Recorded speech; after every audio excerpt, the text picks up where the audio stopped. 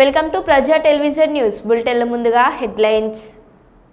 విద్యా హక్కును దూరం చేసే హక్కు పాలకులకు ఎవరు ఇవ్వలేదు సీఎం రేవంత్ రెడ్డి. మారిన కాశ్మీరం పుల్వామా త్రౌల్ చౌక్ వద్ద తొలిసారిగా రెపరెపలాడిన త్రివర్ణ పతాకం. పథకాలపై ఎమ్మెల్యే కోమటిరెడ్డి రాజగోపాల్ రెడ్డి సంచలన వ్యాఖ్యలు.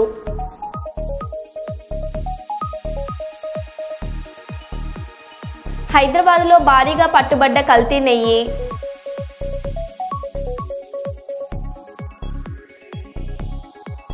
లక్ష డప్పులు లక్షల గొంతులతో కార్యక్రమం విజయవంతం చేద్దాం ఎంఆర్పీఎస్ నాయకులు.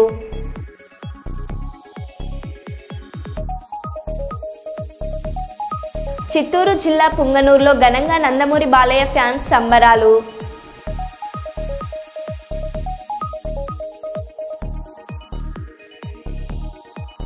ఇక వివరాల్లోకి వెళ్తే, తెలంగాణలో యూనివర్సిటీలను బలోపేతం చేసేందుకు వీసీలను నియమించాలని సీఎం రేవంత్ రెడ్డి తెలిపారు.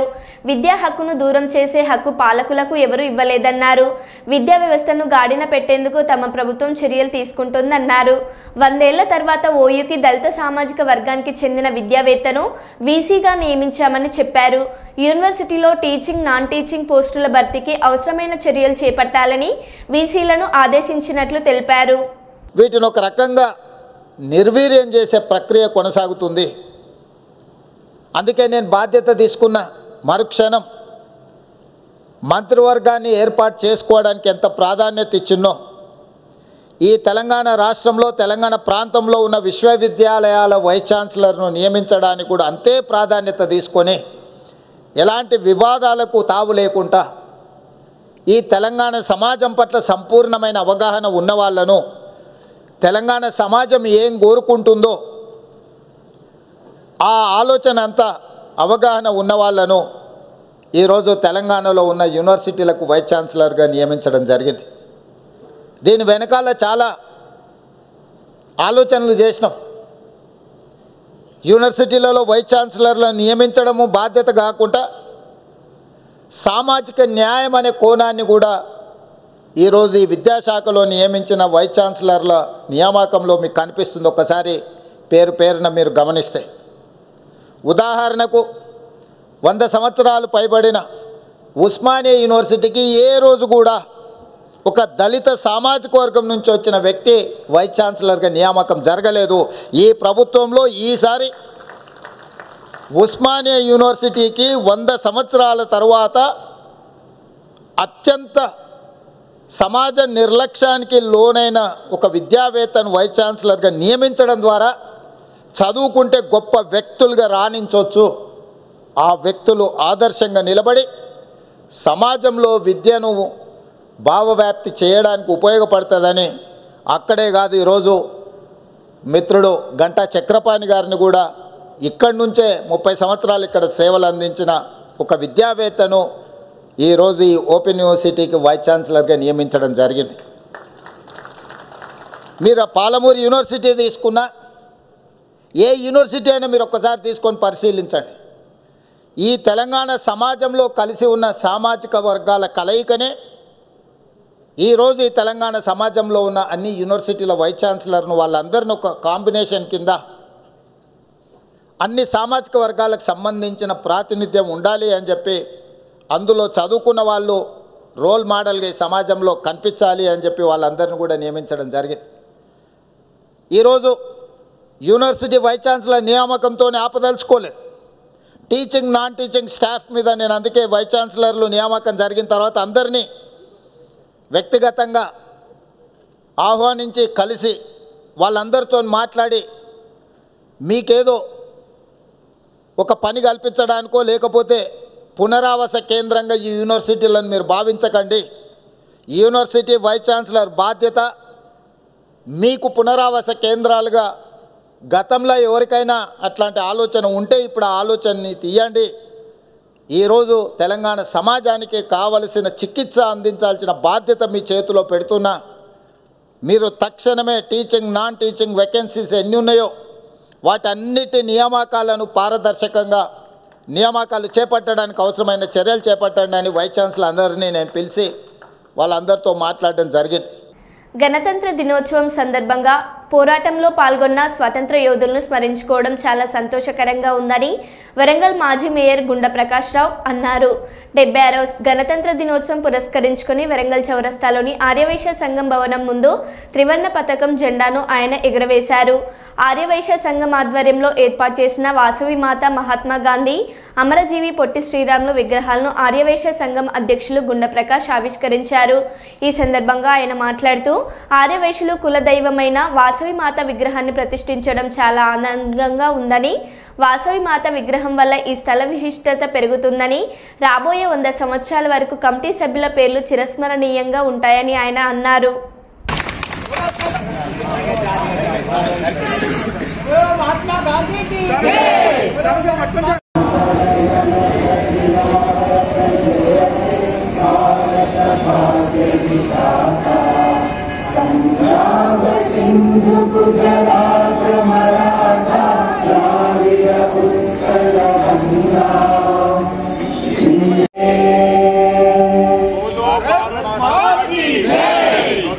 भारत की महात्मा गांधी की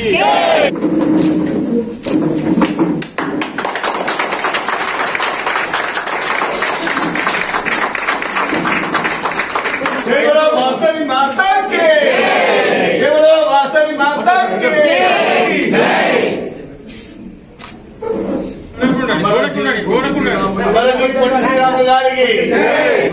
బాపూజీ మహాత్మా గాంధీకి.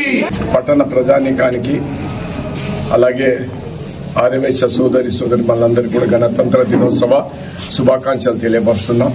ఈరోజు ఎంతో ఆనందోత్సవాల మధ్య ఈ గణతంత్ర దినోత్సవ వేడుకలు అత్యంత వైభవంగా పట్టణ ఆర్యవైశ్య సంఘం జరుపుకున్నది. ప్రజలు పెద్ద ఎత్తున దీంట్లో పాల్గొన్నారు. అంతేకాక ఈరోజు ఆర్యవైశ్యుల కులదైవం జగజ్జనని శ్రీ వాసవి మాత అమ్మవారి యొక్క విగ్రహావిష్కరణ కార్యక్రమం కూడా ఎంతో ఆనందోత్సవాల మధ్య ఒక పండుగ వాతావరణంలో అన్ని వర్గాల ప్రజలు కూడా ఈ యొక్క కార్యక్రమంలో పాల్గొని దాన్ని అద్భుతంగా కార్యక్రమాన్ని జరుపుకోవడం జరిగింది.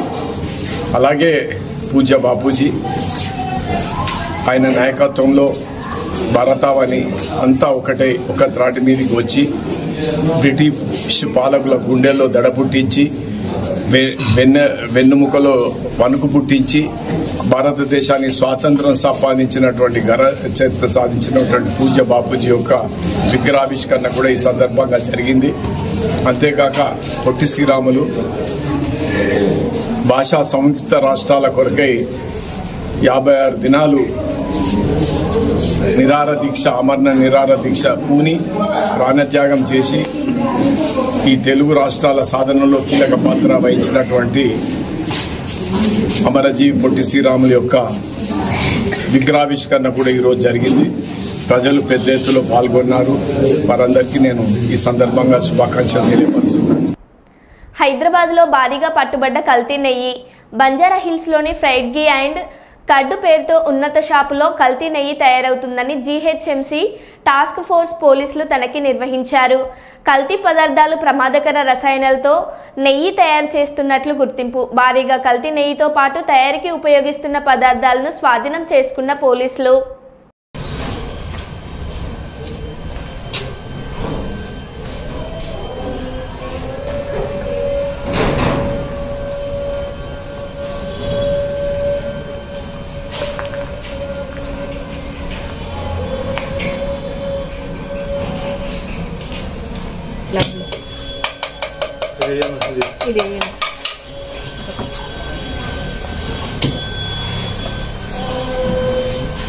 ఇంకా లాంగ్ షాట్ ఇంకా అప్పుడు చేయకరా.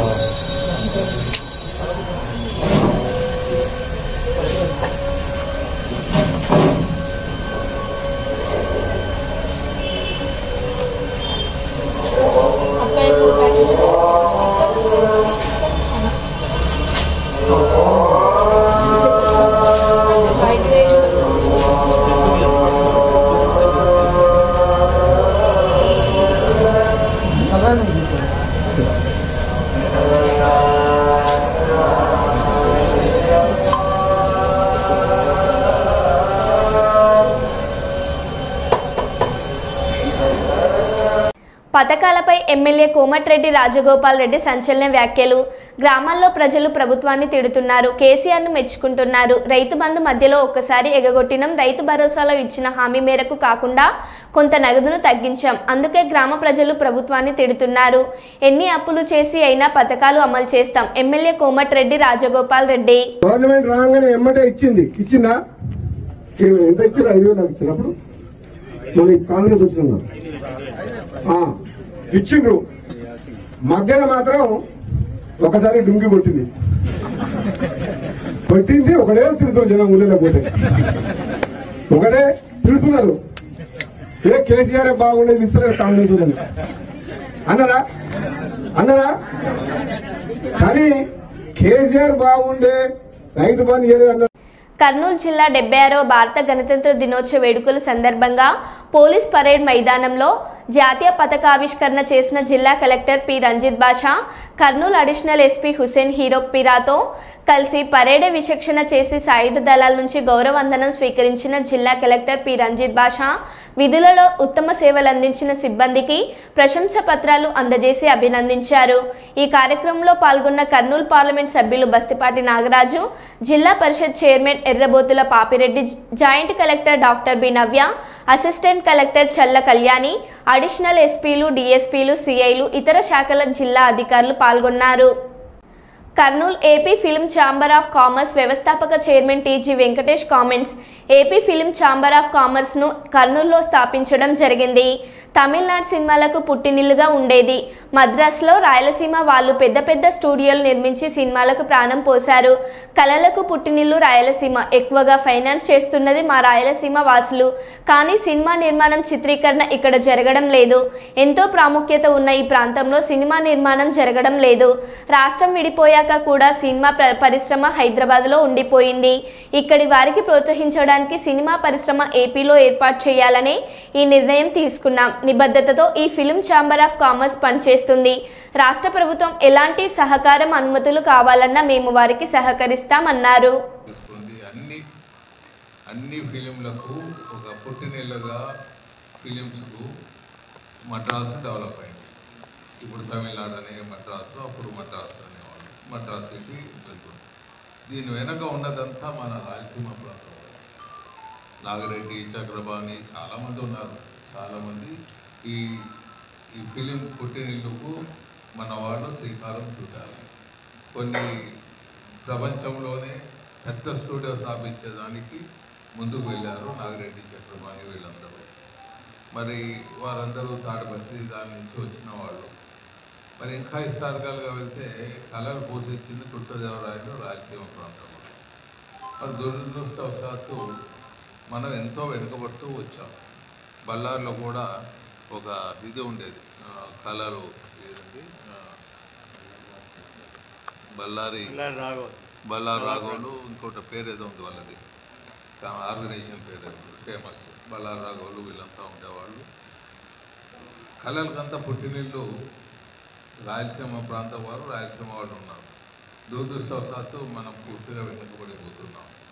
ఇక ఇది గుంటగల్ నుంచి ఫైనాన్స్, రాయలసీమ వాళ్ళంతా ఫైనాన్స్, ప్రొద్దుటూరు, గుంటగల్లు, ఇప్పటికీ ఫైనాన్స్లో మన వాళ్ళు డబ్బులంతా ఇచ్చే దాంట్లో మనమే ఉన్నాం. చాలా మటుకు ఫిలింలు, తెలుగు ఫిలింలు ఏమన్నా ఫైనాన్స్ చేస్తున్నారంటే ఇక్కడి నుంచే డబ్బులు పోతూ ఉంటాయి ఈ ప్రాంతాల నుంచి.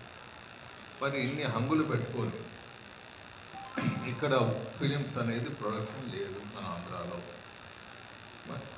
ఏదో నామకావస్థ చేసి కొన్ని సినిమాలు సబ్సిడీస్ ఏదో కొంచెం తీసుకునే దానికి ముందుకు పోతుంటారు. మరి మీరు చూస్తే సినిమా, ఫేమస్ సినిమా మొన్న ఇటీవల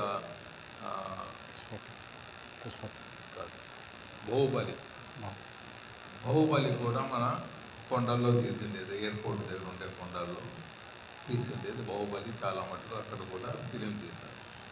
మరి కొండారెడ్డి బుర్జ్ అనేది కామన్. ఆ బొమ్మ కొండారెడ్డిని వెళ్తారు, కొండారెడ్డి బుర్జ్ అది కొండారెడ్డి ఇక్కడే వచ్చి షూట్ చేస్తారు, లేకపోతే బొమ్మన్నా పెట్టుకొని ముందుకు పోతుంటారు. అంటే ఇంత ప్రాముఖ్యత ఉండే ఈ ప్రాంతంలో మనం ఫిలిమ్స్ డెవలప్ చేసుకోలేకపోయినాము, ఫిలిం ప్రొడక్షన్ డెవలప్ చేసుకోలేకపోయినాము, కళాకారుల్ని ఇక్కడ ఉండలేకపోతున్నారు. మరి మద్రాసు నుంచి ఆంధ్రప్రదేశ్ తెలంగాణ విడిపోవటం, ఆంధ్రప్రదేశ్ తెలంగాణ కలిసి 1956లో ఆంధ్రప్రదేశ్గా సామూహిక ఆంధ్రప్రదేశ్ అనొచ్చు, ఆంధ్రప్రదేశ్గా ఏర్పడటం. మరి హైదరాబాద్కు మన వాళ్ళే, మన ప్రాంతం వాళ్ళు, మన రాష్ట్రం వాళ్ళు, తెలుగు ప్రజలు, తెలుగు రాష్ట్రం ఇప్పుడు ఉండే దాంట్లో ఉండే కళాకారులు షిఫ్ట్ చేసేదానికి ఎన్టీ రామారావు, నాగేశ్వరరావు వీళ్ళందరూ షిఫ్ట్ చేసేదానికి ముందుకు రావటం. మరి హైదరాబాద్లో ఫిలిం ప్రొడక్షన్ పూర్తి కావటం, అలాగే కర్ణాటకలో ముందుకు కావటం, తమిళనాడులో కంటిన్యూ కావటం, కేరళలో కూడా మంచి ఫిలిం రావటం జరుగుతున్నది.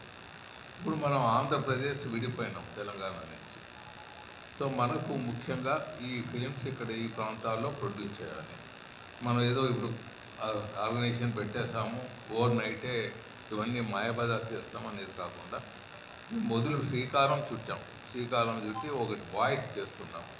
మరి ఈ వాయిస్ చేసినప్పుడు మీ అందరి సహకారం కావాలి, మీడియా సహకారం కావాలి, అందరి సహకారం కావాలి. ఒక వాయిస్ ఆరంభం ఇది. ఆరంభంలో ఆర్గనైజేషన్లో కొంతమంది మన ఆర్గనైజేషన్లో ఆరంభం వస్తువుల్ని పెట్టుకున్నాము. కొన్ని చోట్ల ఏమైనా ఇబ్బందులు వస్తే ఆర్గనైజేషన్ మళ్ళీ రీషఫుల్ చేసి మంచిగా పోయే దాంట్లో ముందుకు వెళ్తాం. ఇంకా గణతంత్ర దినోత్సవ వేడుకల్లో పాల్గొన్న ఎమ్మెల్సీ కంచర్ల శ్రీకాంత్ జాతీయ పథకాన్ని ఆవిష్కరించిన ఎమ్మెల్సీ. ఈ కార్యక్రమంలో అధికారులు, కూటమి నాయకులు, జనసేన పార్టీ అధ్యక్షులు నరేష్, బీజేపీ అధ్యక్షులు శివశంకర్, మున్సిపాలిటీ తెలుగుదేశం పార్టీ అధ్యక్షులు Raj Kumar, municipal floor leader councillor Damu, Somu, Suresh, minority అధ్యక్షులు జాకిర్ బాషా తదితరులు పాల్గొన్నారు.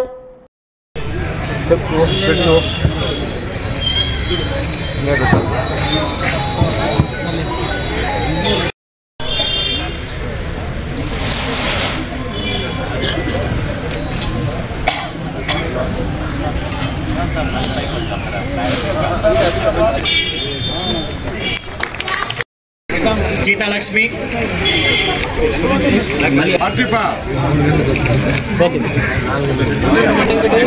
ఎన్ వెంకటేష్, చంద్రబాబు నాయుడు గారు వచ్చినప్పుడు కూడా కుప్పం నియోజకవర్గం సంబంధించి ఎన్ని అభివృద్ధి కార్యక్రమాలకి శ్రీకారం చుట్టారో మీరు చూస్తున్నారు. Solar Surya Ghar the best project, pilot project first ఇక్కడ స్టార్ట్ చేస్తున్నారు. రూఫ్ టాప్ మీద అంటే ఇళ్ళ టాప్ పైన ఎక్కడైతే స్లాబ్స్ ఉన్న చోట, రేకులు ఉన్న చోట అయినా సరే కూడా సోలార్ ప్యానెల్స్ పెట్టి ఉచితంగా విద్యుత్తు తీసుకునేటటువంటి సూర్యఘర్ స్కీమ్ని, సెంట్రల్ గవర్నమెంట్ స్కీమ్ని 60% కేంద్ర ప్రభుత్వం సబ్సిడీ, 40% లబ్ధిదారుడు పెట్టుకోవాలి. ఎవరైతే నేను అప్లై చేసుకుంటున్నారో నేను 40% పెట్టుకోవాలి. అట్లాంటిది ఈరోజు రమారమి 55,000 పైచిలకు ఇళ్ళు కుప్పంలో సర్వే చేసి రూఫ్ టాప్ ఉన్న ఇళ్లని ఐడెంటిఫై చేయడం జరిగింది. వాటికి రాష్ట్రం మొత్తానికి కలిపి పైలట్ ప్రాజెక్ట్ ఫస్ట్ కుప్పం నియోజకవర్గంలోనే నన్ను ఇంత 8 సార్లుగా అభిమానిస్తున్న ప్రజలకి చేయాలనే ఫస్ట్ ఇక్కడే ఆయన ప్రారంభించారు. మొన్న వచ్చినప్పుడు రమారమి 1,000 కోట్ల రూపాయల ప్రాజెక్ట్, 1,000 కోట్లు, దాంట్లో 600 కోట్లు సబ్సిడీ కింద సెంట్రల్ గవర్నమెంట్ వస్తే 400 కోట్లు ఏదైతే లబ్ధిదారులు పెట్టుకోవాలో దాన్ని రాష్ట్ర ప్రభుత్వం తరఫున నేను భరిస్తాను నా కుప్పం నియోజకవర్గ ప్రజల కోసం అని చెప్పనేసి చంద్రబాబు నాయుడు గారు చెప్పి పైలట్ కింద మన నడుమూరులో స్టార్ట్ చేయడం జరిగింది. త్వరలో అన్ని మిగతా కంపెనీస్ అన్ని టెండర్స్ ప్రాసెస్ పూర్తి చేసి అన్ని ఇళ్లకి రాబోయేటటువంటి 1.5 సంవత్సరం లోపల ఆ ప్రాజెక్ట్ని పూర్తి చేసి 55,000 ఇళ్లకి ఉచిత విద్యుత్తు, అంటే ఇంకా రాబోయే 25 సంవత్సరాలు వాళ్ళు కరెంటు బిల్లు కట్టాల్సిన అవసరం లేకుండా మళ్ళీ కొంత టైం తర్వాత వాళ్ళకి దాని మీద ఆదాయం కూడా వచ్చేలాగా కూడా చంద్రబాబు నాయుడు గారు కార్యక్రమాలు రూపొందిస్తున్నారు. అంటే అందరూ అర్థం చేసుకోవాల్సింది, ఒక నాయకుడు, విజన్ ఉన్న నాయకుడు మనకి ఒక ఎమ్మెల్యేగా ఉండటం వల్ల ఈ కుప్పం నియోజకవర్గంలో ఎన్ని అద్భుతాలు జరగబోతున్నాయి. అలాగే మదర్ డైరీ, ఇట్లా సఫల్, ఇట్లా 2 ఫుడ్ ప్రాసెసింగ్ కంపెనీస్ ద్వారా రమారమి, ఇంకొక 1M1B అని చెప్పే కంపెనీ, వీటన్నిటి ద్వారా రమారమి 12,000 పైచిలకు ఉద్యోగాల కల్పన రాబోయేటటువంటి 1.5 సంవత్సరంలో కుప్పం నియోజకవర్గంలో స్టార్ట్ అవబోతుంది. మరీ ముఖ్యంగా మహిళలకి ఎక్కువ ఉపాధి దొరికేలాగా అలీప్ అనే సంస్థతో కలిసి ఎన్నో 2 ప్రాజెక్ట్స్, రామకుప్పం ఒకటి, ఇక్కడ పరం సముద్రం దగ్గర 2 ప్రాజెక్ట్స్ మహిళల్ని పారిశ్రామికవేత్తలుగా చేసేటటువంటి కార్యక్రమానికి కూడా శ్రీకారం చుట్టారు. రమారమి 2 నుంచి 3,000 కోట్ల రూపాయల పనులు చంద్రబాబు నాయుడు గారు రాబోయే ఒక సంవత్సరం 1.5 సంవత్సరంలో కుప్పం నియోజకవర్గంలో చేయబోతున్నారు. అలాగే రోడ్ల కోసం R&B రోడ్ల కోసం 54 కోట్లు శాంక్షన్ చేయడం జరిగింది. స్కూల్స్ అండ్ బిల్డింగ్ రిపేర్స్ వాటన్నిటి కోసం కాన్స్టెన్సీ మొత్తం 110 కోట్లు రిలీజ్ చేయడం జరిగింది. మున్సిపాలిటీ డెవలప్మెంట్ కోసం ఓన్లీ మున్సిపాలిటీ డెవలప్మెంట్ కోసం 96 కోట్ల రూపాయలు చంద్రబాబు నాయుడు గారు జీవో రిలీజ్ చేసి కుప్పంలో అడుగు పెట్టారు. ఇది నాయకుడి చిత్తశుద్ధి అంటే ఏ విధంగా ఉంది, ఏ విధంగా చేయాలి, రాష్ట్రం ఏ పరిస్థితుల్లో ఉన్నా సరే నన్ను నమ్ముకున్న వాళ్ళ కోసం నేను పని చేయాలని చెప్పనేసి అంత అద్భుతంగా పనిచేస్తున్నారు. సో మున్సిపాలిటీలో రేపు కీలకమైన తెలుగుదేశం పార్టీ ప్రభుత్వం వచ్చిన తర్వాత కమిషనర్ని మంచి కమిషనర్ పెట్టారు, స్టాఫ్ని పెట్టారు, పోస్టుల శాంక్షన్ కూడా ఫైనలైజ్ అవుతుంది. ఫుల్ ఫ్లెడ్జ్డ్ మున్సిపాలిటీ టీమ్ తోటి అద్భుతంగా ఈ కుప్పం మున్సిపాలిటీని ఒక రాష్ట్రంలోని మోడల్ మున్సిపాలిటీగా తీర్చిదిద్దే దానికోసం 11 సర్కిల్ డెవలప్మెంట్స్ కావచ్చు, రోడ్ వైండింగ్స్ కావచ్చు, 19 కోట్ల రూపాయలతో 2 పార్కుల డెవలప్మెంట్ కావచ్చు, అండర్ గ్రౌండ్ డ్రైనేజ్ సిస్టమ్ కావచ్చు, ప్రతి ఒక్కటి ఓవరాల్గా 5 సంవత్సరాల్లో 450 కోట్ల రూపాయలు ఒక్క మున్సిపాలిటీ మీద ఖర్చు పెట్టడానికి చంద్రబాబు నాయుడు గారు సిద్ధపడ్డారంటే అది ఆయనకి ఈ నియోజకవర్గం పట్ల, ఈ నియోజకవర్గం ప్రజల పట్ల ఉన్న ప్రేమ, అభిమానం అని చెప్పి తెలియజేస్తున్నాం. కాబట్టి మీ మున్సిపల్ సిబ్బంది అందరూ కూడా చాలా కష్టపడి అద్భుతంగా ఈ ప్రభుత్వం వచ్చిన తర్వాత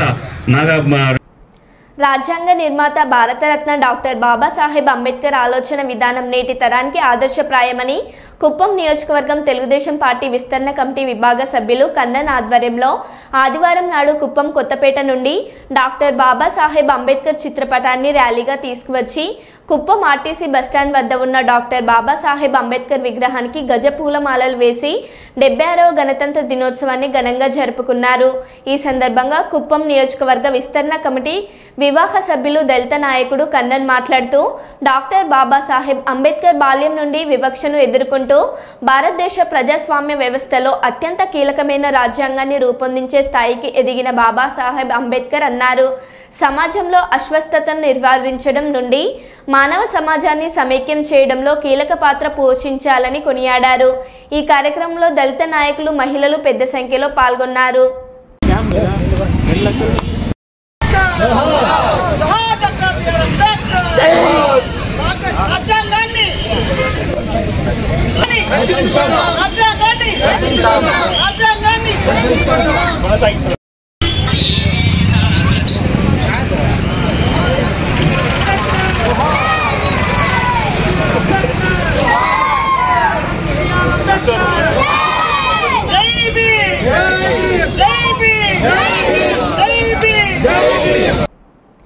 ఐటీ రైడ్స్లో మా అందరి దగ్గర మొత్తంగా 20 లక్షలు కూడా దొరకలేదు. దిల్రాజ్ మా దగ్గర చాలా డబ్బు దొరికింది, డాక్యుమెంట్స్ దొరికాయని సోషల్ మీడియాలో హైలైట్ చేశారు. మా దగ్గర ఎక్కడ కూడా ఏమీ దొరకలేదు. నా దగ్గర 5 లక్షలు, శిరీష్ దగ్గర 4.5 లక్షలు, మా కూతురు ఇంట్లో 6 లక్షలు, అలాగే ఆఫీస్లో ఒక 2.5 లక్షలకు మొత్తంగా 20 లక్షలు కూడా దొరకలేదు. Telangana FDC chairman Dilraj. ఇంత డబ్బు దొరికింది, ఇంత డాక్యుమెంట్స్ దొరికాయి, అది దొరికింది అనేది కొన్ని హైలైట్ చేశారు. ఎక్కడ కూడా మా దగ్గర డబ్బు కానీ డాక్యుమెంట్స్ కానీ ఐడెంటిఫై కానీ మా దగ్గర నుంచి వాళ్ళు తీసుకున్నది కానీ లేదు. నా దగ్గర ఒక 5 lakhs, మా శిరీష్ గారి దగ్గర ఒక 4.5 lakhs, అలాగే మా డాటర్ ఇంట్లో 6 lakhs, ఆఫీస్లో 2.5 lakhs, మొత్తం బిలో 20 lakhs. మా అందరి దగ్గర కలిపి బిలో 20 lakhs ఉంది. అలా ప్రతి ఒక్కటి ఇట్లా వాళ్ళు ఇన్కమ్ ట్యాక్స్ ఏమేమి చూసారనేది ఇలా వాళ్ళది అయిన తర్వాత పంచనామా చేసిస్తారు. కర్నూలు ప్రభుత్వ సర్వజన వైద్యశాల ఆసుపత్రి సూపరింటెండెంట్ ముఖ్య అతిథిగా పాల్గొని డాక్టర్ కె వెంకటేశ్వర్లు జాతీయ జెండాను ఎగురవేశారు. కర్నూలు ప్రభుత్వ సర్వజన వైద్యశాలలో గణతంత్ర దినోత్సవ వేడుకలకు విచ్చేసిన డాక్టర్లకు మరియు వైద్య సిబ్బందికి శుభాకాంక్షలు తెలియజేశారు. అనంతరం వారి సందేశంను ఇవ్వడమైనది. గణతంత్ర దినోత్సవం సందర్భంగా ఎందరో అమరవీరులను మరియు వారి త్యాగాలను కృతజ్ఞతగా స్మరించుకున్నారు.